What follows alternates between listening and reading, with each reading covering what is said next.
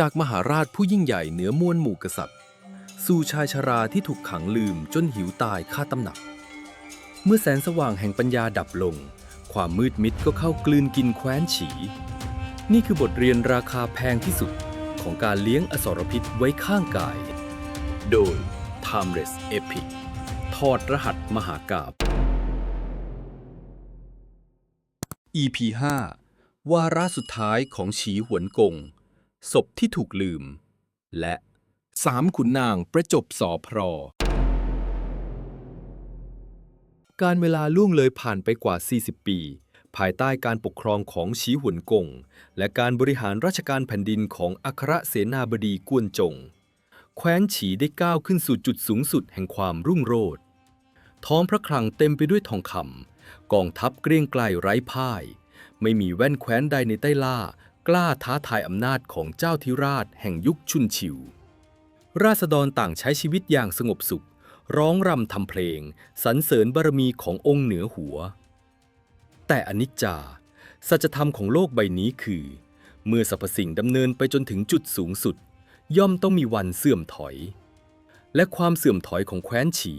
ไม่ได้เกิดจากการรุกรานของศัตรูภายนอกแต่กำเนิดขึ้นจากภายในจิตใจของผู้นำสูงสุดนั่นเองเมื่อแผ่นดินไร้ศึกสงครามให้ต้องกังวลฉีหวนกงในวัยชราก็เริ่มหลงลืมปณิธานอันยิ่งใหญ่ในวัยหนุ่มพระองค์ผู้เคยตรากตรำกรำศึกนอนกลางดินกินกลางทรายบัดนี้เริ่มแสวงหาความสุขสำราญปรนเปรอตนเองด้วยสุรานารีอาหารเลิศรสและความหรูหราฟู่ฟ้าบรรยากาศในราชสำนักที่เคยเต็มไปด้วยการถกเถียงเรื่องนโยบายบ้านเมืองเริ่มถูกแทนที่ด้วยเสียงดนตรีงานเลี้ยงฉลองและคำสรรเสริญเยื่นยอคุณนางตงฉินที่เคยกล้าทัดทาน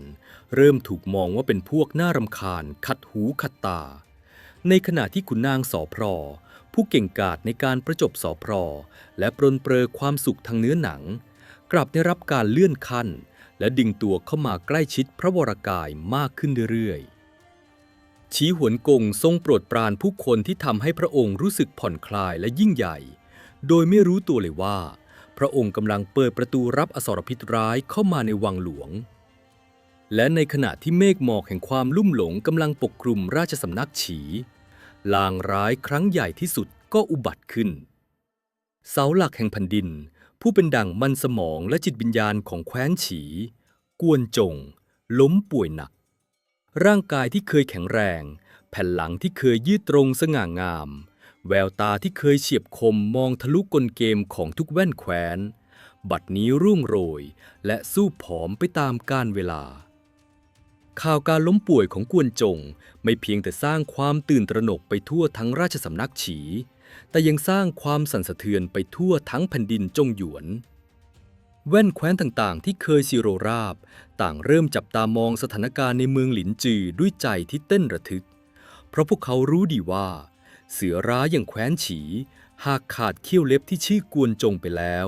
ก็อาจจะกลายเป็นเพียงแมวแก่ที่รอวันถูกขย่ำทันทีที่ฉีหวนกงทราบข่าวว่าอาการของจ้งฟู่หรือท่านอาของพระองค์ทรุดหนักลงจนไม่อาจลุกจากเตียงได้พระองค์ก็ทรงละทิ้งงานเลี้ยงและเหล่านางสนมรีบเสด็จด้วยราชรถมายังจวนของอัครเสนาบดีในทันทีเมื่อฉีหวนกงก้าวเท้าเข้าไปในห้องนอนที่เงียบสงัดกลิ่นยาสมุนไพรคละคลุ้งไปทั่วบริเวณพระองค์ทอดพระเนตรเห็นชายชราที่นอนหายใจรวยรินอยู่บนเตียงใบหน้าที่เคยเปี่ยมด้วยสติปัญญาบัดนี้ซีดเผือดไร้สีเลือดมหาราชผู้ยิ่งใหญ่ผู้เคยทำให้กษัตริย์ทั้งแผ่นดินต้องก้มหัวให้บัดนี้ถึงกับเข่าอ่อนพระองค์สุดตัวลงนั่งข้างเตียงและกลั้นน้ำตาไว้ไม่อยู่ทรงกุมมือที่เหี่ยวย่นของกวนจงไว้แน่นฉีหวนกงตรัสด้วยพระสุรเสียงที่สั่นเครือว่าจงฟู่อาการของท่านเป็นอย่างไรบ้างข้าได้ส่งคนไปตามหมอหลวงที่เก่งที่สุดทั่วทุกสารทิศมารักษาท่านแล้วท่านต้องเข้มแข็งไว้นะแผ่นดินฉีขาดท่านไม่ได้ข้าเองก็ขาดท่านไม่ได้เช่นกันกวนจงค่อยๆปรือตาขึ้นอย่างยากลำบากเมื่อเห็นกษัตริย์ที่ตนรับใช้มาทั้งชีวิตกำลังหลั่งน้ำตาเขาก็พยายามฝืนยิ้มบาง แล้วกราบทูลด้วยเสียงที่แหบพร่าว่าฝ่าบาททรงอย่าได้กำแสงเลยพะยะค่ะเกิดแก่เจ็บตายเป็นเพียงสัจธรรมของฟ้าดินข้าพระองค์โชคดีนักที่ได้รับความไว้วางพระทัยได้ใช้สติปัญญาสร้างความยิ่งใหญ่ถวายแด่พระองค์มาทั้งชีวิตบัดนี้เรี่ยวแรงของข้าพระองค์หมดลงแล้วถึงเวลาที่สวรรค์จะเรียกตัวข้ากลับไปเสียทีชีหวนกงยิ่งฟังก็ยิ่งปวดร้าวในพระทัยทรงตรัสถามในสิ่งที่กษัตริย์ทุกองค์ต้องเตรียมการเมื่อสูญเสียขุนนางคู่ใจว่าหากสวรรค์ไร้เมตตาพรากจ้งฟู่ไปจากข้าจริงๆข้าควรจะมอบหมายให้ผู้ใดมาสืบทอดตำแหน่งอัครเสนาบดีดูแลราชการแผ่นดินแทนท่านเป้าซูหยาสหายรักของท่านผู้ซึ่งมีบุญคุณช่วยชีวิตท่านไว้เหมาะสมที่จะรับหน้าที่นี้หรือไม่กวนจงนิ่งเงียบไปครู่หนึ่งเขารวบรวมพละกำลังที่เหลืออยู่น้อยนิดสายหน้าช้าๆแล้วกราบทูลคำวิจารณ์ที่เฉียบขาดที่สุดว่าเป้าซูหยาเป็นคนดีพะยะค่ะเขาซื่อสัตย์รักความยุติธรรมและมีคุณธรรมสูงส่งแต่ทว่าเขาเป็นคนตรงฉินเกินไปสายตาของเขามองโลกเพียงแค่สีขาวกับสีดำไม่ยอมโอนอ่อนประนีประนอมกับความเทาหรือความสกปรกใดๆทั้งสิ้นกวนจงอธิบายต่อว่าการบริหารบ้านเมืองที่เต็มไปด้วยขุนนางร้อยพ่อพันแม่ต้องอาศัยความยืดหยุ่นและศิลปะในการผ่อนหนักผ่อนเบาหากให้เป้าซูหยามาเป็นเสนาบดีใหญ่กุมอำนาจทั้งหมดเขาจะทนไม่ได้กับความโสมมของผู้คนเขาจะพยายามกวาดล้างทุกสิ่งที่ไม่ถูกต้องตามอุดมคติของเขาและนั่นจะทำให้เขาสร้างศัตรูไปทั่วราชสำนักจนนำภัยพิบัติมาสู่ตนเองและแว่นแคว้นในที่สุดตำแหน่งอัครเสนาบดีจึงไม่เหมาะกับคนตรงเกินไปอย่างเป้าซูหยาชีหวนกงพยักหน้าอย่างช้าๆแม้จะแปลกใจที่กวนจงไม่สนับสนุนเพื่อนรักของตนเองแต่พระองค์ก็เชื่อในสายตาที่มองคนทะลุปลุกโปร่งของจ้งฟู่ทว่าในวินาทีนั้นเองบรรยากาศในห้องก็เปลี่ยนไปกวนจงสูดลมหายใจเข้าลึก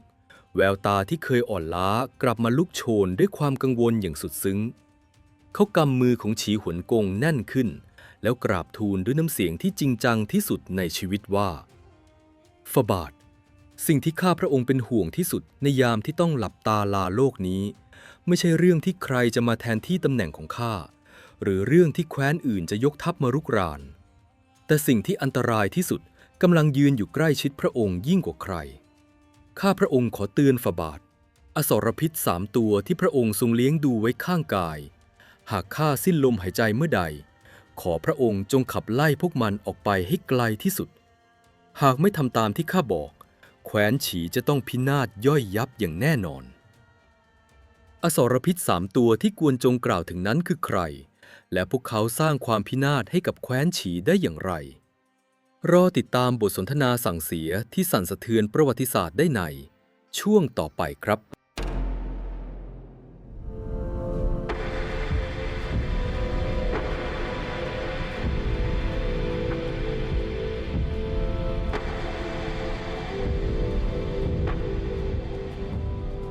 บรรยากาศภายในห้องโถงพยาบาลเงียบสงัดจนน่าอึดอัดเสียงหอบหายใจอย่างยากลำบากของกวนจงดังก้องอยู่ในความเงียบดวงตาที่ฝ้าฟางของมหาปราชญ์แห่งยุคชุนชิวเบิกกว้างขึ้นราวกับจะใช้พลังเฮือกสุดท้ายเพื่อปกป้องกษัตริย์ที่เขารักฉีหวนกงขมวดพระโขนงด้วยความประหลาดใจพระองค์ทรงโน้มพระวรกายเข้าไปใกล้จนแทบจะชิดริมฝีปากของกวนจงเพื่อฟังคำสั่งเสียที่สำคัญที่สุดในชีวิตกวนจงเค้นเสียงผ่านลำคอที่แห้งผากออกมาเป็นคำพูดที่หนักแน่นว่าฝ่าบาทอสรพิษ3 ตัวที่ข้าพระองค์กล่าวถึงคือคนที่พระองค์ทรงโปรดปรานและไว้พระทัยมากที่สุดคนแรกคืออี้หยาคนที่2คือสู้เตียวและคนที่3คือไคฟางทันทีที่ข้าสิ้นลมขอพระองค์จงขับไล่พวกมันทั้ง3ออกไปจากราชสำนักให้ไกลแสนไกลอย่าให้พวกมันได้เข้าใกล้ศูนย์กลางอำนาจเป็นอันขาดเมื่อได้ยินชื่อของขุนนางทั้ง3ฉีหวนกงถึงกับผงะพระพักตร์เปลี่ยนเป็นสีแดงด้วยความขัดใจพระองค์ทรงถอนหายใจและตรัสเถียงด้วยความไม่พอใจว่าจงฟู่ท่านป่วยหนักจนเลอะเลือนไปแล้วหรืออย่างไร ทั้ง3คนนี้คือขุนนางที่จงรักภักดีต่อข้ามากที่สุดในแผ่นดิน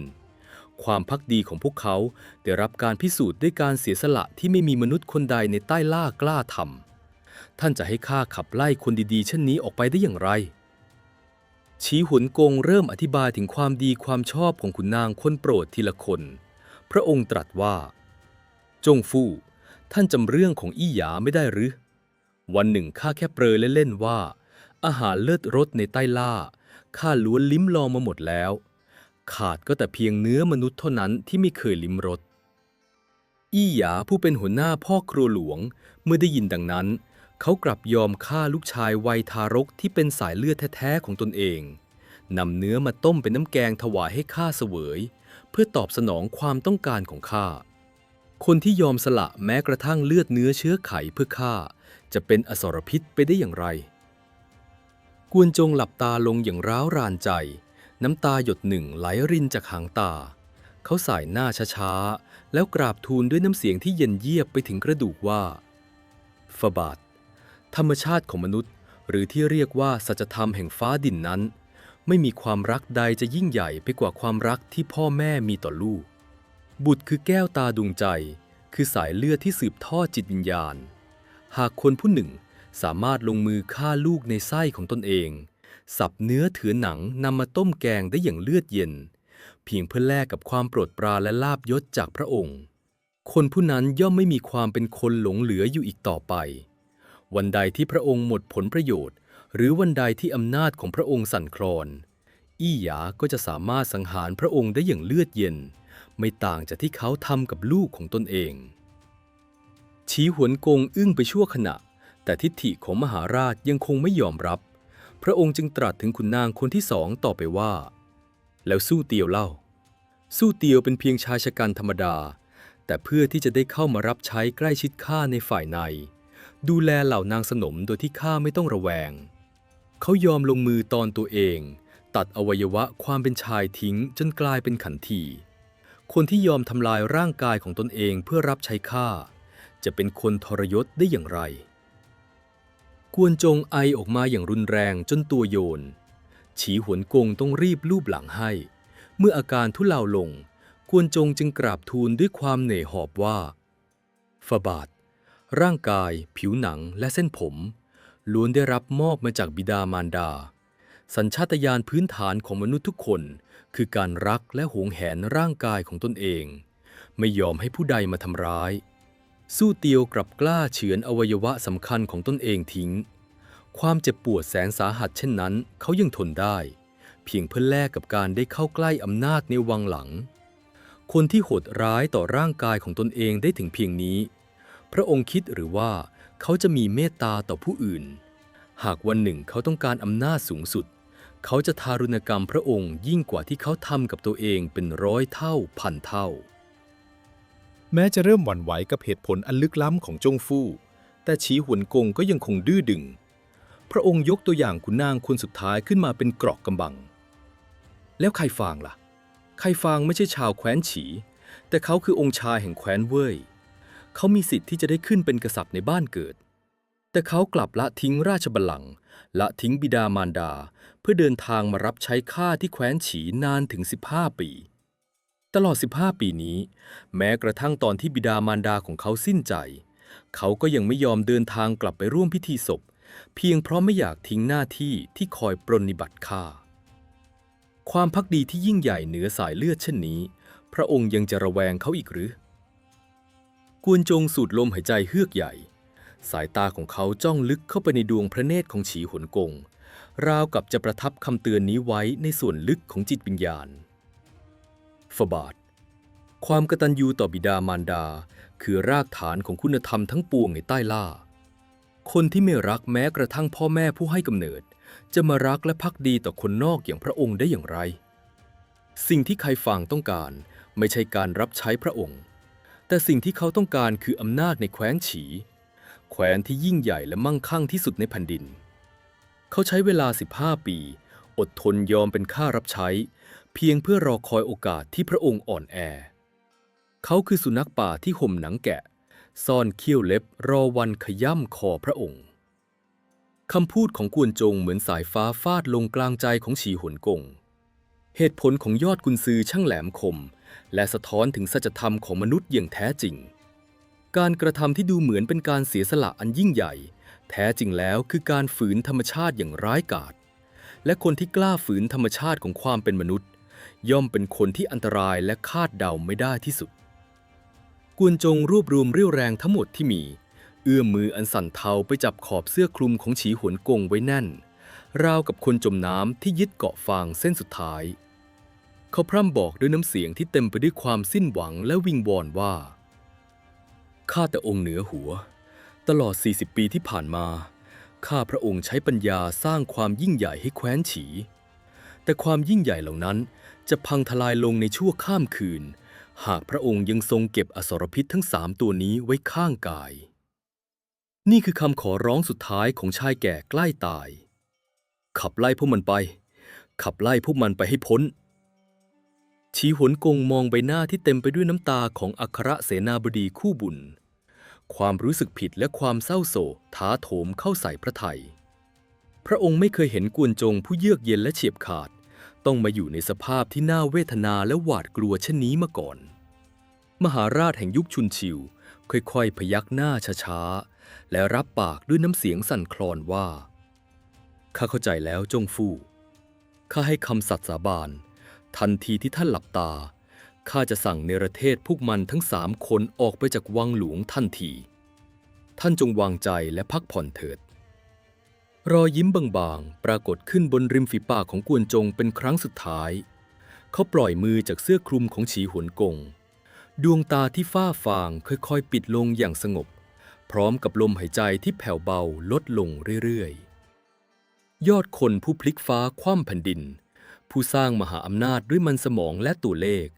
กำลังจะจากโลกนี้ไปตลอดกาลทิ้งไว้เพียงคำเตือนสุดท้ายที่ก้องกังวานอยู่ในห้องโถงพยาบาลคำเตือนที่จะกลายเป็นบททดสอบครั้งยิ่งใหญ่ที่สุดในชีวิตของฉีหวนกงว่าพระองค์จะทรงรักษาคำสาบานหรือจะพ่ายแพ้ต่อความอ่อนแอในจิตใจของตนเอง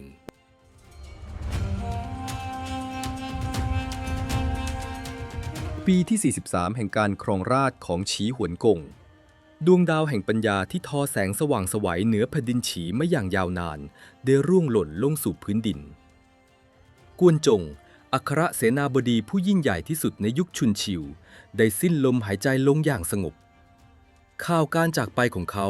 สร้างความโศกเศร้าไปทั่วทั้งแว่นแคว้นประชาชนนับแสนพากันสวมชุดไว้ทุกข์ร่ำไห้ดังบิดาบังเกิดเกล้าสิ้นชีพฉีหวนกงเองก็โศกเศร้าเสียพระทัยอย่างหนักทรงจัดงานศพให้อย่างสมเกียรติที่สุดสมกับที่เป็นจ้งฟู่ผู้สร้างความยิ่งใหญ่ให้แก่พระองค์ตลอด4 ทศวรรษหลังจากเสร็จสิ้นพิธีศพฉีหวนกงยังคงจดจำคำสาบานที่ให้ไว้กับกวนจงก่อนตายแม้ในพระทัยจะปวดร้าวและเสียดายเพียงใดแต่ด้วยความเคารพและอาลัยต่ออัครเสนาบดีผู้ล่วงลับพระองค์จึงกลั้นใจออกราชองค์การเนรเทศขุนนางคนโปรดทั้ง3นั่นคืออี้หยาสู้เตียวและไข่ฟางให้ออกไปจากเมืองหลวงหลินจือห้ามกลับเข้ามาเหยียบวังหลวงอีกเป็นอันขาดเมื่อปราศจากอสรพิษทั้ง3ราชสำนักฉีดูเหมือนจะกลับมาสงบสุขตามคันลองที่ควรจะเป็นคุณนางตงฉินเริ่มมีบทบาทในการบริหารบ้านเมืองอีกครั้งแต่ทว่าความสงบสุขนั้นกลับกลายเป็นความทรมานแสนสาหัสสำหรับชายชราที่ประทับอยู่บนบัลลังก์เวลาผ่านไปเพียงไม่กี่เดือนฉีหวนกงเริ่มรู้สึกถึงความว่างเปล่าที่ค่อยๆกัดกินหัวใจเมื่อถึงเวลาเสวยพระกยาหารอาหารที่พ่อครัวคนใหม่ปรุงแต่งแม้จะใช้วัตถุดิบชั้นเลิศเพียงใดแต่กลับจืดชืดไร้รสชาติเมื่อเทียบกับฝีมือของอี้หยาพระองค์เสวยได้เพียงไม่กี่คำก็ต้องผลักโต๊ะออกด้วยความหงุดหงิดเมื่อเสด็จกลับเข้าวังหลังเพื่อพักผ่อนขันทีที่คอยรับใช้ก็ดูเงอะงะทำงานไม่ถูกใจไม่สามารถจัดการเรื่องราวน่าปวดหัวการแข่งแย่งชิงดีชิงเด่นของเหล่านางสนมได้ดั่งใจเหมือนที่สู้เตียวเคยทำและเมื่อพระองค์ทรงเหงาต้องการคนสนทนาเพื่อผ่อนคลายความตึงเครียดจากราชการก็ไม่มีขุนนางคนใดเลยที่รู้ใจเข้าใจอารมณ์ และคอยสรรเสริญเยินยอให้พระองค์รู้สึกเป็นมหาราชที่ยิ่งใหญ่เหนือใครในใต้ล่าได้เหมือนกับไข่ฟาง ความเงียบเหงาและความไม่สะดวกสบายเริ่มแปรเปลี่ยนเป็นความหงุดหงิดพรุ่งพล่าน ฉีหวนกงเริ่มบ่นพึมพำกับตัวเองบ่อยขึ้นทำไมข้าต้องทนทุกข์ทรมานเช่นนี้ข้าคือเจ้าธิราชผู้ยิ่งใหญ่ที่สุดในแผ่นดินข้ามีอำนาจล้นฟ้าแต่กลับไม่มีความสุขแม้แต่น้อยนิดกวนจงนะกวนจงท่านอคติและใจแคบเกินไปหรือเปล่าคนเหล่านั้นรักข้า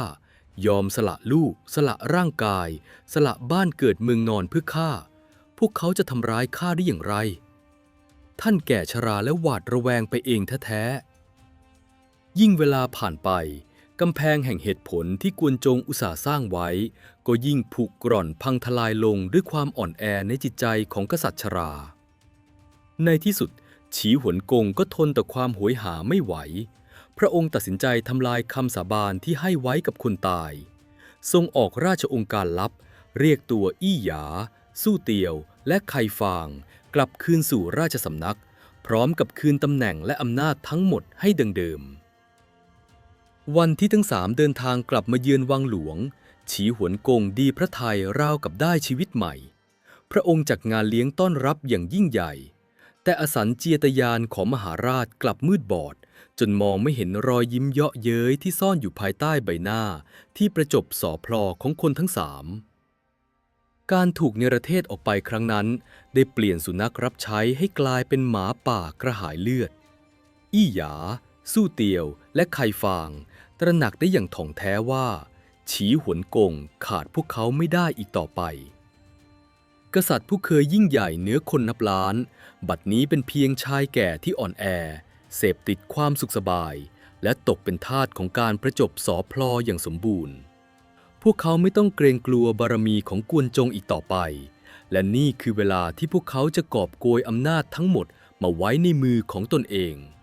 อสรพิษทั้งสามเริ่มประสานงานกันอย่างแยบยลเพื่อผูกขาดอำนาจเบ็ดเสร็จ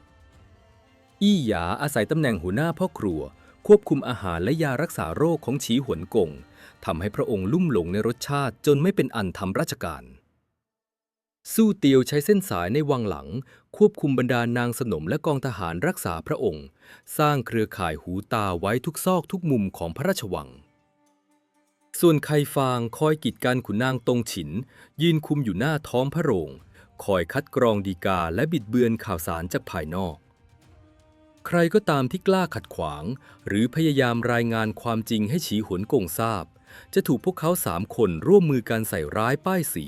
จนต้องถูกปลดออกจากตำแหน่งหรือถูกประหารชีวิตอย่างอายุติธรรมเป้าซูหยาสหายรักของกวนจงพยายามลุกขึ้นมาทัดทานการใช้อำนาจตามอำเภอใจของคนทั้ง3แต่ด้วยความที่เขาเป็นคนตรงฉินตรงไปตรงมาจึงไม่อาจสู้เล่ห์เหลี่ยมของคุณนางกังฉินได้ท้ายที่สุดเป้าซูหยาก็ถูกกีดกันออกจากศูนย์กลางอำนาจและตรอมใจตายด้วยความเจ็บแค้นที่เห็นแคว้นฉีกำลังจะพินาศย่อยยับราชสำนักฉีที่เคยโปร่งใส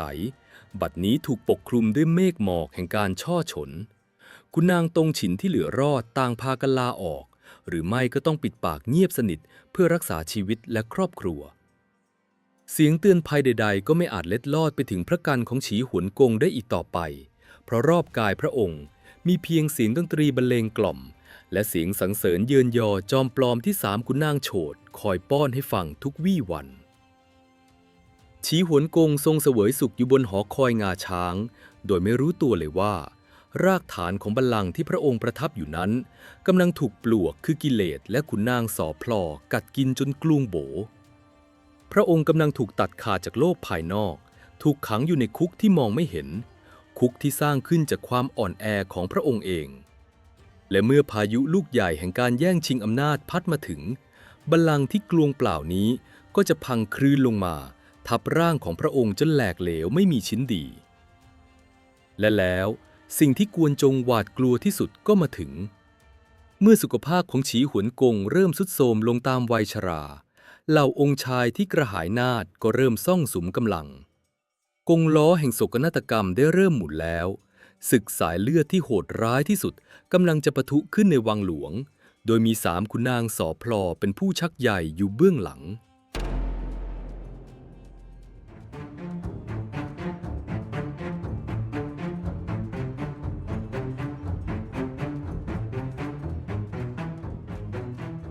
เมฆหมอกสีเลือดเริ่มตั้งเขาเหนือราชธานีหลินจือในปีที่ 43 แห่งการครองราชย์ฉีหวนกงประชวรหนักจนมิอาจลุกจากพระแท่นบรรทมบัดนี้มหาราชผู้เคยสั่นสะเทือนแผ่นดินชุนชิวเป็นเพียงชายชราที่ไร้เรี่ยวแรงแม้แต่จะเปล่งเสียงเรียกหานางกำนันก็ยังยากลำบากและนี่คือสัญญาณที่3ขุนนางสอพรรอคอยมาตลอดอี้หยาสู้เตียวและไข่ฟางสุนัขรับใช้ที่เคยหมอบกราบอยู่แทบพระบาทบัดนี้ได้เผยเขี้ยวเล็บที่ซ่อนไว้ออกมาอย่างเต็มที่เมื่ออำนาจสูงสุดในแคว้นฉีว่างลงเพราะกษัตริย์ชราไม่อาจว่าราชการได้พวกเขาก็เริ่มลงมือตามแผนการที่วางไว้อย่างแยบยลนั่นคือการเชิดหุ่นองค์ชายเพื่อกุมอำนาจเบ็ดเสร็จไว้ในมือของตนเองทว่าความโลภของมนุษย์นั้นไร้ก้นบึ้งแม้ทั้ง3จะร่วมมือกันกำจัดขุนนางตงฉินจนหมดสิ้นแต่เมื่อถึงคราวต้องแบ่งเค้กชิ้นใหญ่ที่สุดยังราชบัลลังก์พวกเขากลับแตกคอกันเองอี้หยาและสู้เตียวได้ลอบทำข้อตกลงลับกับองค์ชายอูขุยโดยหวังจะดันให้ขึ้นเป็นเจ้าแคว้นองค์ใหม่ในขณะที่ไข่ฟางผู้มักใหญ่ไฟสูงไม่แพ้กันกลับไปให้การสนับสนุนองค์ชายพานส่วนองค์ชายเจ้าซึ่งเป็นรัชทายาทที่ถูกต้องตามกฎมนเทียนบานกลับถูกพวกเขากีดกันและหมายหัวเตรียมกำจัดทิ้งเมื่อต่างฝ่ายต่างมีองค์ชายในมือให้การสนับสนุนวังหลวงที่เคยศักดิ์สิทธิ์ก็กลายเป็นรังของงูพิษที่รอวันฉกกัดวันหนึ่งเมื่ออาการประชวรของฉีหวนกงทรุดหนักลงจนเข้าสู่ขั้นวิกฤตอี้หยาและสู้เตียวได้ตัดสินใจทำเรื่องที่เหิมเกริมที่สุดในประวัติศาสตร์พวกเขาสั่งให้ทหารรักษาวังหลวงปิดประตูพระราชวังทุกบานอย่างแน่นหนาห้ามมิให้ผู้ใดเข้าออกโดยเด็ดขาดไม่ว่าจะเป็นพระบรมวงศานุวงศ์ขุนนางผู้ใหญ่หรือแม้แต่นางสนมกำนันพร้อมกับประกาศราชโองการปลอมอ้างว่าองค์เหนือหัวต้องการความสงบเพื่อรักษาพระวรกายห้ามผู้ใดรบกวนหากผู้ใดฝ่าฝืนจะต้องโทษประหารชีวิต7 ชั่วโคตรการกระทำเช่นนี้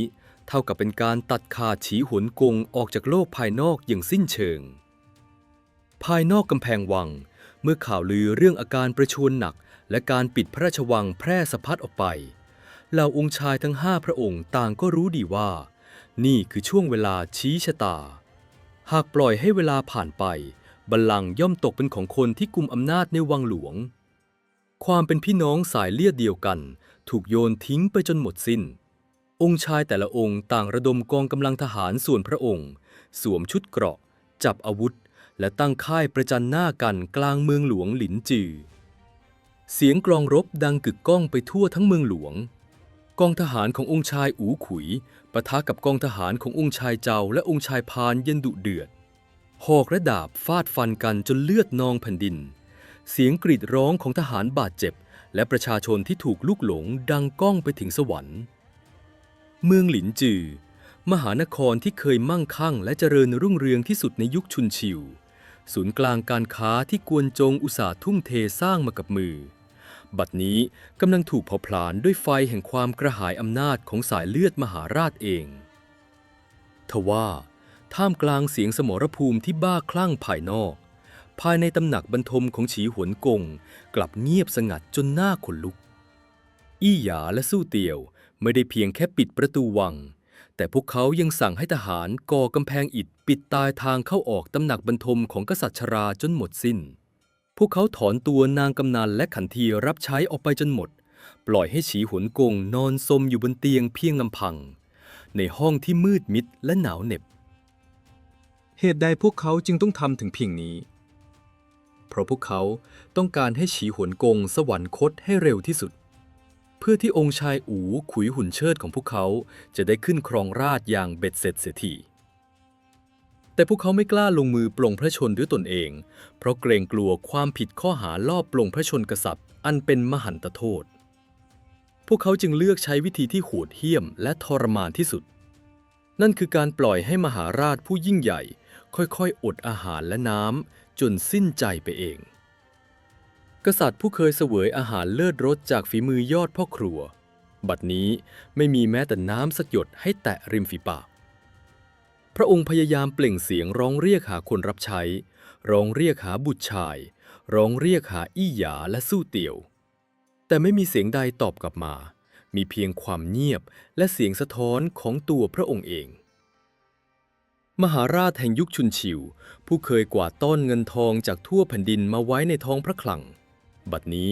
ความมั่งคั่งเหล่านั้นไม่อาจแลกข้าวต้มได้แม้แต่ชามเดียวทหารนับแสนที่เคยยอมพลีชีพเพื่อพระองค์บัดนี้กำลังเข็นฆ่ากันเองอยู่หน้าประตูวังโดยไม่มีใครสนใจเลยว่าผู้เป็นนายกำลังนอนรอความตายอย่างน่าเวทนาอยู่เบื้องหลังกำแพงอิฐนั้นการทรยศหักหลังได้เดินทางมาถึงจุดสูงสุดแล้วและในพาร์ทหน้าเราจะพาทุกท่านไปพบกับฉากจบที่หดหู่และเป็นที่กล่าวขานมากที่สุดในประวัติศาสตร์จีน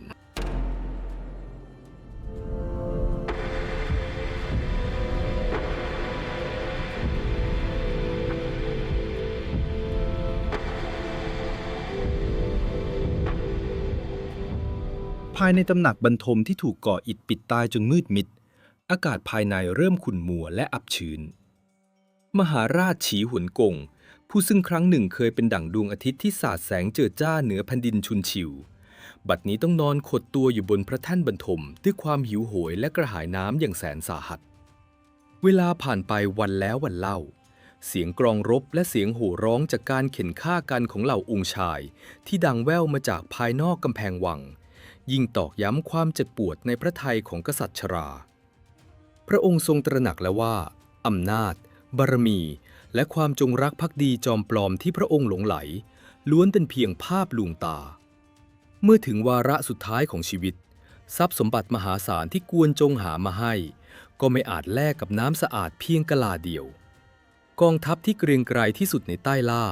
ก็ไม่อาจพังทลายกำแพงอิฐที่กั้นห้องนี้เพื่อเข้ามาช่วยชีวิตพระองค์ได้ในความมืดมิดและหิวโหยนั่นเองความทรงจำในอดีตได้หวนกลับมาทำร้ายพระองค์ภาพของยอดกุนซือกวนจงที่นอนป่วยหนักบนเตียงน้ำตาไหลรินพร้อมกับคำวิงวอนสุดท้ายที่ขอให้พระองค์ขับไล่อี้หยาสู้เตี่ยวและไคฟางออกไปคำเตือนที่แสนล้ำค่าเหล่านั้นดังก้องอยู่ในพระกันกวนจงเคยมองเห็นล่วงหน้าถึงจุดจบในวันนี้เขามองทะลุถึงสันดานดิบของมนุษย์แต่ตัวพระองค์เองกลับมืดบอดหลงเชื่อคำหวานของอสรพิษทอดทิ้งสัจจะที่ให้ไว้กับสหายผู้ภักดีที่สุดฉีหวนกงใช้เรี่ยวแรงเฮือกสุดท้ายที่เหลืออยู่ยกแขนเสื้อคลุมที่วิจิตรการตาขึ้นมาปิดบังพระพักของตนเองพระองค์ทรงกำแสงจนน้ำตาแทบเป็นสายเลือดทรงรำพึงกับความมืดด้วยความอัปยศอดสูว่าข้าช่างโง่เขลาเบาปัญญานักข้าละทิ้งคำสอนของจ้งฟู่หลงเชื่อพวกสอพลอจนแผ่นดินต้องลุกเป็นไฟลูกหลานต้องมาฆ่าฟันกันเองหากสวรรค์มีจริงข้าตายไปเป็นผีลงสู่น้ำพุเหลืองข้าจะมีหน้าไปพบกับจ้งฟู่ในยมโลกได้อย่างไรข้าละอายใจเหลือเกินและนั่นคือประโยคสุดท้ายของมหาราชผู้ยิ่งใหญ่แห่งยุคชุนชิว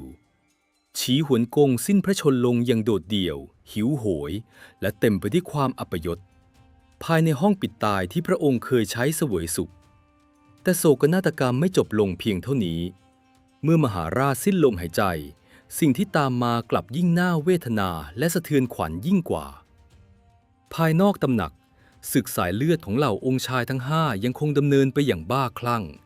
อี้หยาและสู้เตี่ยวยุ่งอยู่กับการทำสงครามเพื่อดันองค์ชายอูขุยขึ้นสู่บัลลังก์องค์ชายองค์อื่นๆก็วุ่นวายอยู่กับการแย่งชิงอำนาจไม่มีใครสนใจเลยว่ากษัตริย์ผู้เป็นบิดาของตนเองได้สวรรคตไปแล้วไม่มีใครคิดจะสั่งให้พังกำแพงอิฐเข้าไปดูพระอาการไม่มีใครคิดจะจัดการพระบรมศพวันเวลาล่วงเลยผ่านไปจาก7 วันเป็น10 วันจาก10 วันกลายเป็น1 เดือนจนล่วงเข้าสู่เดือนที่2ฤดูร้อนอันอบอ้าวทำให้พระบรมศพของฉีหวนกงที่ถูกทิ้งร้างอยู่บนเตียงเริ่มเน่าเปื่อยผุพองกลิ่นเหม็นเน่าตลบอบอวนไปทั่วทั้งบริเวณวังหลวงแต่ก็ยังไม่มีผู้ใดกล้าหรือแม้แต่จะคิดเข้าไปจัดการจนกระทั่งความสยดสยองมาถึงขีดสุดหนอนแมลงวันนับหมื่นนับแสนตัวที่ชอนชัยกัดกินพระบรมศพได้พากันคลานยั้วเยี้ยออกมาจากรอยแยกของประตูและกำแพงอิฐที่ปิดตายภ ภาพของหนอนที่ไต่ยั่วเยี้ยเต็มหน้าประตูตำหนักบรรทมเป็นภาพที่น่าสะอิดสะเอียนและน่าหดหู่ที่สุดเท่าที่ประวัติศาสตร์จีนเคยจารึกไว้ เจ้าธิราชผู้เคยสวมใส่เสื้อผ้าไหมเนื้อดีที่สุดเสวยอาหารที่ประณีตที่สุดบัดนี้กลับกลายเป็นเพียงเศษซากเนื้อที่ถูกหนอนแมลงวันรุมถึงโดยที่ลูกแท้ๆของตนเองมัวแต่เข็นฆ่ากันเพื่อแย่งเก้าอี้ที่บิดาเคยนั่งในที่สุดเมื่อศึกสายเลือดสิ้นสุดลงชั่วคราวองค์ชายอูขุยถูกสังหารและองค์ชายเจ้าได้รับการช่วยเหลือให้กลับมาขึ้นครองราชย์เป็นกษัตริย์องค์ใหม่ประตูตำหนักบรรทมจึงถูกพังทลายลงเพื่อนำพระบรมศพของฉีหวนกงที่เหลือเพียงเศษซากและโครงกระดูกออกมาประกอบพิธีฝังอย่างเงียบๆโดยปราศจากเกียรติยศใดๆที่คู่ควรกับมหาราชการสิ้นพระชนม์ของฉีหวนกงปิดฉากยุคทองของแคว้นฉีลงอย่างถาวรมหาอำนาจที่กวนจงใช้เวลาสร้างมาถึง40 ปีต้องพังทลายลงในชั่วข้ามคืนเพียงเพราะความประมาทและความหลงไหลในคำสรรเสริญของผู้นำเพียงคนเดียวแคว้นฉีสูญเสียสถานะเจ้าธิราชและต้องตกอยู่ในวังวนแห่งความวุ่นวายไปอีกนานแสนนานนี่คือบทเรียนราคาแพงที่ประวัติศาสตร์ทิ้งไว้ให้ผู้นำทุกยุคทุกสมัยคนประจบสอพลอนั้นร้ายกาจยิ่งกว่าศัตรูที่ถือดาบเพราะศัตรูทำร้ายเราจากภายนอกแต่คนสอพลอจะกัดกินและทำลายเราจากภายในจิตใจของเราเอง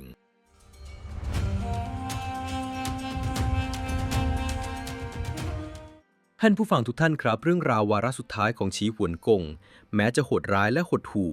แต่มันคือกระจกบานใหญ่ที่สะท้อนให้เห็นถึงจุดอ่อนของมนุษย์หากคุณชอบการเจาะลึกประวัติศาสตร์ที่ไม่ได้มีแค่การทำสงครามแต่แฝงไปด้วยสัจธรรมชีวิตแบบนี้อย่าลืมกดไลค์กดแชร์กด Subscribe และคอมเมนต์บอกเราหน่อยครับว่าคุณเคยเจอเพื่อนร่วมงานหรือคนรอบตัวที่มีพฤติกรรมประจบสอพลอแบบอี้หยาหรือสู้เตี่ยวบ้างไหมและคุณรับมือกับพวกเขาอย่างไรเอาละครับจบเนื้อหาหลักอันเข้มข้นกันไปแล้วพักหายใจกันสักครู่เพราะในพาร์ทต่อไปเราจะเข้าสู่ช่วง Exclusive Analysis เราจะมาถอดรหัสความผิดพลาดในการบริหารทรัพยากรบุคคลของฉีหวนกงและเจาะลึกทิ้งทวนสุดยอดกลยุทธ์สงครามค่าเงินของกวนจงที่แม้ตัวจะตายแต่แนวคิดเศรษฐศาสตร์ของเขายังคงสั่นสะเทือนโลกมาจนถึงทุกวันนี้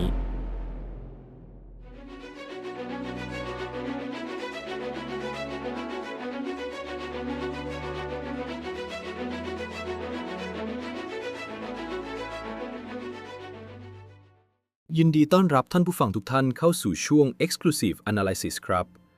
ในพาร์ทนี้เราจะมาถอดบทเรียนที่แพงที่สุดในประวัติศาสตร์การบริหารทรัพยากรบุคคลหรือ HR จากโศกนาฏกรรมของมหาราชฉีหวนกง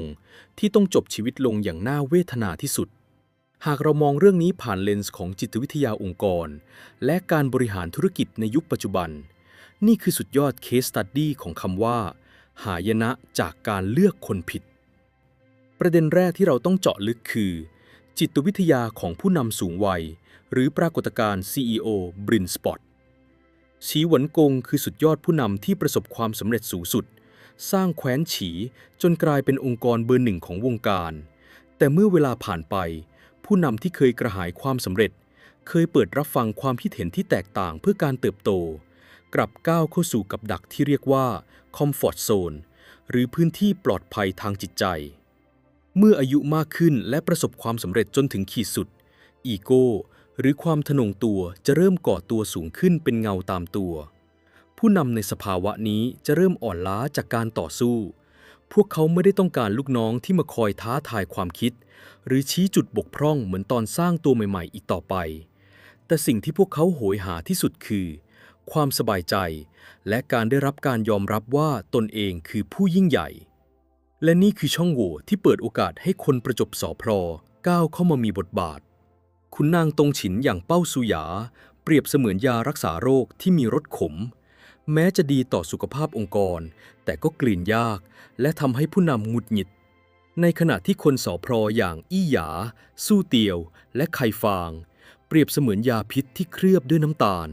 พวกเขาป้อนแต่คำหวานทำทุกอย่างเพื่อให้บอสพึงพอใจแม้ว่าสิ่งนั้นจะทำลายองค์กรในระยะยาวก็ตามป ประเด็นที่2ซึ่งถือเป็นหัวใจสำคัญของบทเรียนนี้คือวิธีคัดกรองคนและการแยกคนจงรักภักดีออกจากคนประจบสอพรกวนจงได้ฝากสุดยอดมาตรวัดทางจิตวิทยาไว้ให้โลกใบนี้แล้วนั่นคือกฎแห่งความเป็นมนุษย์กวนจงเตือนฉีหวนกงว่าจงระวังคนที่กล้าทำในสิ่งที่ฝืนธรรมชาติของมนุษย์เพื่อแลกกับความก้าวหน้าในโลกธุรกิจปัจจุบันเรามักจะเห็นพนักงานบางคนที่บ้างานจนเกินขีดจำกัดยอมทิ้งครอบครัวยอมทำลายสุขภาพของตนเอง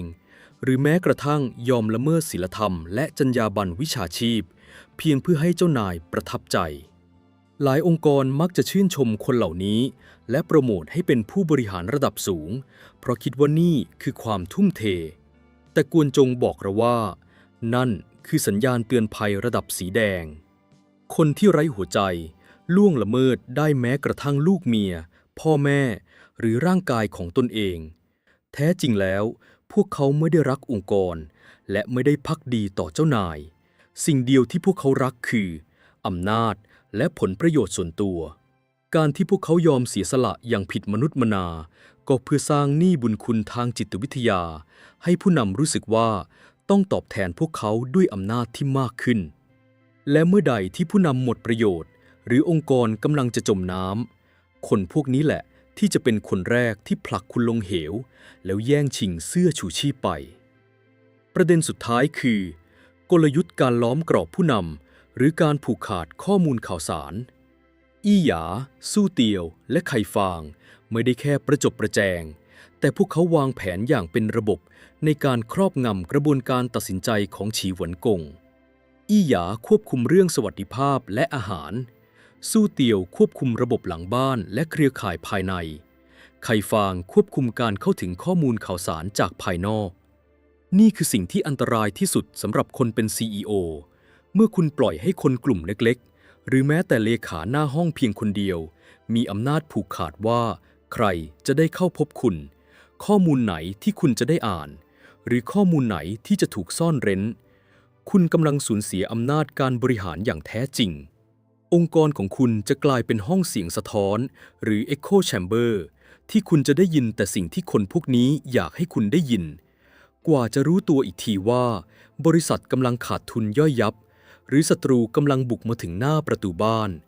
คุณก็ถูกก่ออิฐปิดตายทางรอดเหมือนที่ฉีหวนกงต้องเผชิญในวาระสุดท้ายนั่นเองโศกนาฏกรรมของแคว้นฉีจึงเป็นเครื่องเตือนใจชั้นยอดว่า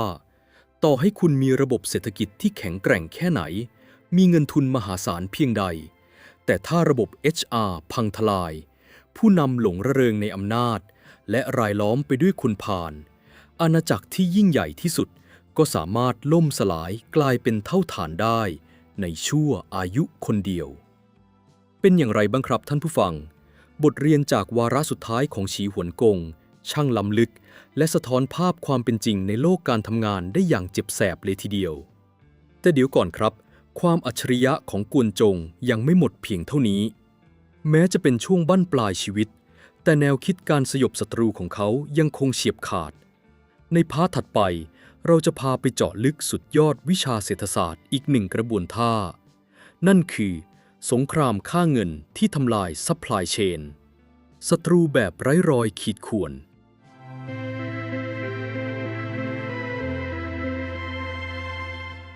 ท่านผู้ฟังทุกท่านครับเราได้เห็นจุดจบอันน่าหดหู่และน่าสมเพชของมหาราชฉีหวนกงกันไปแล้วชายผู้ที่ครั้งหนึ่งเคยกุมอำนาจสูงสุดในใต้ล่ากลับต้องมาสิ้นใจเพราะความอดอยากในห้องที่ถูกก่ออิฐปิดตายแต่มันช่างเป็นตลกร้ายที่น่าเศร้าเหลือเกินครับท่านผู้ฟังเพราะหากเราย้อนกลับไปมองความยิ่งใหญ่ของแคว้นฉีในยุคที่กวนจงยังมีชีวิตอยู่แคว้นฉีคือมหาอำนาจที่ร่ำรวยที่สุดและเป็นแคว้นแรกในประวัติศาสตร์โลกที่รู้จักการใช้ความอดอยากและการปั่นป่วนทางเศรษฐกิจมาเป็นอาวุธในการทำลายล้างศัตรูในเอพิโซดที่แล้วเราได้พูดถึงการกว้านซื้อผ้าไหมและกวางป่าเพื่อทำลายเศรษฐกิจของแคว้นหลู่และแคว้นฉู่มาแล้วแต่ในวันนี้เราจะมายกระดับความซับซ้อนขึ้นไปอีกขั้นเราจะมาเจาะลึกสุดยอดกลยุทธ์ของกวนจงที่นักเศรษฐศาสตร์ในยุคปัจจุบันนำมาถอดบทเรียนและยกย่องให้มันเป็นต้นแบบของสงครามค่าเงิน หรือ currency war และการทำลายห่วงโซ่อุปทานหรือ supply chain ที่แนบเนียนที่สุดเมื่อ 2,600 ปีก่อน มีอยู่เหตุการณ์หนึ่งที่บันทึกไว้ในหน้าประวัติศาสตร์ในยุคนั้นมีแคว้นเล็กๆแคว้นหนึ่งชื่อว่าแคว้นเหิงซานแคว้นเหิงซานตั้งอยู่ระหว่างแคว้นฉีและแคว้นหลู่แม้จะเป็นแคว้นเล็กแต่กลับมีของดีที่ทำให้แคว้นมหาอำนาจต้องยำเกรงนั่นคือวิทยาการในการหลอมเหล็กและการตีอาวุธดาบและหน้าไม้ของแคว้นเหิงซานนั้นมีชื่อเสียงว่าคมกริบและทนทานที่สุดในแผ่นดินจงหยวนชีหวนกงทรงปรารถนาที่จะผนวกแคว้นเหิงซานเข้ามาเป็นของตนเพื่อยึดครองเทคโนโลยีการผลิตอาวุธนี้แต่หากใช้กองทัพบุกโจมตีตรงๆทหารแคว้นฉีจะต้องเผชิญกับผ่าฝนหน้าไม้และคมดาบที่เหนือกว่าซึ่งย่อมนำมาซึ่งความสูญเสียอย่างมหาศาลเมื่อฉีหวนกงนำเรื่องนี้ไปปรึกษากวนจงยอดกุนซือผู้มองเห็นตัวเลขเป็นอาวุธจึงได้เสนอแผนการที่ทำให้ทุกคนต้องประหลาดใจอีกครั้งกวนจงบอกว่าเราจะไม่ใช้ทหารแม้แต่คนเดียวแต่เราจะใช้ทองคำของแคว้นฉีไปซื้อแคว้นเหิงซานมาทั้งแคว้นกวนจงเริ่มต้นแผนการด้วยการส่งทูตและกองคาราวานพ่อค้าเข้าไปในแคว้นเหิงซานพร้อมกับประกาศรับซื้ออาวุธดาบหอกและหน้าไม้ทุกชนิดในราคาที่สูงกว่าราคาตลาดถึง10 เท่าท่านผู้ฟังลองจินตนาการดูนะครับดาบเล่มหนึ่งที่เคยขายได้ในราคา1 ตำลึงเงินจู่ๆพ่อค้าจากแคว้นฉีก็หอบทองคำมาวางตรงหน้าแล้วบอกว่าข้าให้ท่าน10 ตำลึงทองข่าวนี้สร้างความตื่นตะลึงไปทั่วทั้งแคว้นเหิงซานกษัตริย์แห่งแคว้นเหิงซานเมื่อทราบข่าวแทนที่จะระแวงกลับรู้สึกดีใจจนเนื้อเต้นพระองค์คิดว่าแคว้นฉีกำลังโง่เขลาที่นำทองคำมหาศาลมาทิ้งไว้ที่แคว้นของตนพระองค์จึงออกประกาศสนับสนุนให้ราษฎรทุกคนเร่งผลิตอาวุธเพื่อนำไปขายให้แคว้นฉีรัฐบาลแคว้นเหิงซานเองก็เทขายอาวุธในคลังแสงของตนเองจนเกลี้ยงเพื่อแลกกับทองคำที่กองเป็นภูเขาเหล่ากาและนี่คือจุดเริ่มต้นของการพังทลายของห่วงโซ่อุปทานอย่างรุนแรงเมื่อการตีดาบขายได้เงินมากกว่าการปลูกข้าวถึง10 เท่า100 เท่าชาวนาในแคว้นเหิงซานก็ทิ้งเขียวทิ้งคันไถหันมาจับค้อนตีเหล็กกันหมดทุ่งนาที่เคยเขียวขจีถูกปล่อยทิ้งร้างให้หญ้าขึ้นรกชัดช่างไม้ช่างทอผ้าทุกคนละทิ้งอาชีพเดิมของตนเองเพื่อกระโจนเข้าสู่อุตสาหกรรมผลิตอาวุธทุกบ้านทุกเรือนในแคว้นเหิงซานมีแต่เสียงค้อนกระทบเหล็กดังสนั่นหวั่นไหวทั้งกลางวันและกลางคืนกวนจงปล่อยให้สถานการณ์นี้ดำเนินต่อไปถึง10 เดือนเต็มเขายังคงส่งทองคำเข้าไปปั๊มฟองสบู่ในแคว้นเหิงซานอย่างต่อเนื่องแต่ในขณะเดียวกันกวนจงก็แอบสั่งให้พ่อค้าแคว้นฉีเดินทางไปยังแคว้นอื่นๆเพื่อกว้านซื้อเสบียงอาหารและข้าวสารมาตุนไว้ในยุ้งฉางของแคว้นฉีจนเต็มล้นเมื่อถึงเวลาที่เหมาะสมกวนจงก็ลงดาบประหารที่ไร้คมเขาออกคำสั่งให้พ่อค้าแคว้นฉีทุกคนหยุดรับซื้ออาวุธจากแคว้นเหิงซานโดยเด็ดขาดพร้อมกับสั่งปิดด่านพรมแดนตัดขาดการค้าขายทุกเส้นทางหายนะทางเศรษฐกิจระดับมหาภาคถล่มเข้าใส่แคว้นเหิงซานในชั่วข้ามคืนเมื่อแคว้นฉีหยุดซื้ออาวุธที่ราษฎรเหิงซานผลิตไว้อย่างล้นหลามก็กลายเป็นเพียงเศษเหล็กที่ไม่มีใครต้องการแต่สิ่งที่น่ากลัวที่สุดไม่ใช่การขาดรายได้สิ่งที่น่ากลัวที่สุดคือพวกเขาไม่มีข้าวจะกินตลอด10 เดือนที่ผ่านมาไม่มีใครปลูกข้าวเลยแม้แต่เมล็ดเดียวยุ้งฉางของรัฐก็ว่างเปล่าเพราะคนมัวแต่ไปตีเหล็กเมื่อเกิดภาวะขาดแคลนอาหารอย่างหนักกฎของอุปสงค์และอุปทานก็ทำงานอย่างโหดร้ายราคาข้าวในแคว้นเหิงซานพุ่งทะยานขึ้นสู่ฟ้านี่คือสภาวะที่นักเศรษฐศาสตร์เรียกว่าภาวะเงินเฟ้อขั้นรุนแรงหรือ hyperinflation ทองคำที่พวกเขาได้มาจากแคว้นฉีบัดนี้เสื่อมค่าลงอย่างรวดเร็วเงินทองกองเท่าภูเขาก็ไม่อาจนำไปแลกข้าวสารได้แม้แต่ชามเดียวเพราะในประเทศไม่มีข้าวเหลืออยู่เลยกษัตริย์แคว้นเหิงซานพยายามจะนำทองคำไปซื้อข้าวจากแคว้นอื่นแต่ทุกเส้นทางก็ถูกแคว้นฉีและพันธมิตรปิดกั้นไว้หมดสิ้นประชาชนชาวเหิงซานเริ่มอดอยากล้มตาย ทหารในกองทัพแม้จะมีอาวุธล้นมือแต่ก็ไม่มีเรี่ยวแรงแม้แต่จะยกดาบขึ้นมาแกว่งความวุ่นวายและการจลาจลแย่งชิงอาหารลุกลามไปทั่วแคว้นในที่สุดเมื่อกษัตริย์แคว้นเหิงซานหมดหนทางและทนเห็นราษฎรอดตายไม่ไหวพระองค์ก็จำต้องเปิดประตูเมืองและยอมจำนนต่อกองทัพแคว้นฉีที่เดินทัพเข้ามาอย่างสง่างามฉีหวนกงสามารถยึดครองแคว้นเหิงซานพร้อมกับครอบครองเทคโนโลยีการผลิตอาวุธและทองคำทั้งหมดที่เคยจ่ายไปกลับคืนมาสู่ท้องพระคลังแคว้นฉีได้อย่างสมบูรณ์แบบโดยที่ทหารแคว้นฉีไม่ต้องหลั่งเลือดเลยแม้แต่หยดเดียวท่านผู้ฟังครับหากเรานำโมเดลนี้มาทาบทับกับโลกธุรกิจและการเมืองระหว่างประเทศในยุคปัจจุบันเราจะเห็นความคล้ายคลึงที่น่าขนลุกกลยุทธ์ของกวนจงคือการใช้มาตรการผ่อนคลายเชิงปริมาณหรือการอัดฉีดเม็ดเงินเข้าไปในระบบเศรษฐกิจของศัตรูเพื่อสร้างฟองสบู่ลวงตาหลอกให้ศัตรูทำลายโครงสร้างการผลิตพื้นฐานหรือซัพพลายเชนของตนเองด้วยความสมัครใจและด้วยความโลภเมื่อประเทศใดประเทศหนึ่งพึ่งพารายได้จากการผลิตสินค้าส่งออกเพียงอย่างเดียวหรือพึ่งพาตลาดส่งออกหลักเพียงประเทศเดียวพวกเขากำลังเอาคอไปพาดไว้บนเขียงหากวันใดที่ตลาดหลักนั้นเปลี่ยนนโยบายหยุดสั่งซื้อหรือตั้งกำแพงภาษีอุตสาหกรรมในประเทศนั้นก็จะพังทลายลงในพริบตาและนำไปสู่การล่มสลายของเศรษฐกิจทั้งระบบกวนจงเข้าใจอย่างถ่องแท้ว่าเงินทองเป็นเพียงสิ่งสมมุติเป็นเพียงตัวกลางในการแลกเปลี่ยนแต่ทรัพยากรที่แท้จริงคืออาหารและปัจจัยสี่ผู้ใดกุมความมั่นคงทางอาหารและสายพานการผลิตปัจจัยพื้นฐานไว้ได้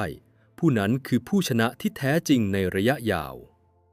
เมื่อเรามองย้อนกลับไปที่วาระสุดท้ายของฉีหวนกง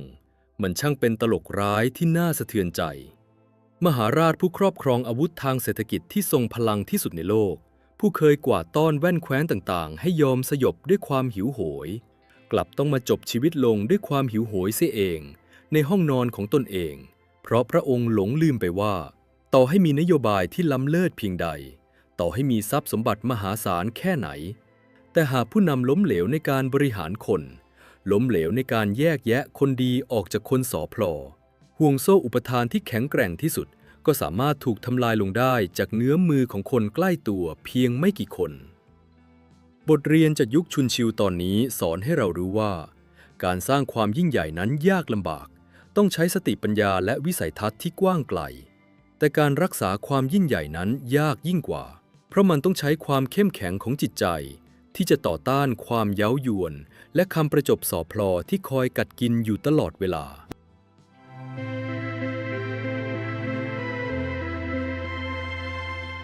สำหรับในเอพิโซดหน้ามหากาพย์เลียดกกจะพาท่านผู้ฟังเดินทางเปลี่ยนผ่านจากภาคตะวันออกมุ่งหน้าสู่ดินแดนอันธุรกันดารทางตะวันตกเราจะไปจับตาดูการผงาดขึ้นของแคว้นเล็กๆที่ถูกชาวจงหยวนตราหน้าว่าเป็นพวกป่าเถื่อนไร้อารยธรรมแคว้นที่ต่อมาจะกลายเป็นมหาอำนาจที่รวบรวมแผ่นดินจีนได้สำเร็จนั่นคือแคว้นฉินเตรียมพบกับเรื่องราวของชายชราผู้ถูกขายเป็นทาสด้วยราคาหนังแกะเพียง5 ผืนแต่กลับกลายเป็นสุดยอดนักลงทุนที่เปลี่ยนหน้าประวัติศาสตร์โลกใน EP 6 หนังแกะ5 ผืนแคว้นฉินผงาดและการลงทุนที่คุ้มค่าที่สุดหากท่านผู้ฟังชื่นชอบการเล่าเรื่องประวัติศาสตร์แบบเจาะลึกทะลุถึงแก่นการบริหารแบบนี้อย่าลืมกดไลค์กดแชร์กดติดตามและคอมเมนต์พูดคุยแลกเปลี่ยนความคิดเห็นกันได้เลยนะครับว่าในองค์กรหรือธุรกิจของคุณเคยเจอปรากฏการณ์ฟองสบู่แตกหรือการพังทลายของห่วงโซ่อุปทานแบบที่กวนจงเคยทำไว้หรือไม่แล้วพบกันใหม่ในตอนหน้าสำหรับวันนี้สวัสดีครับ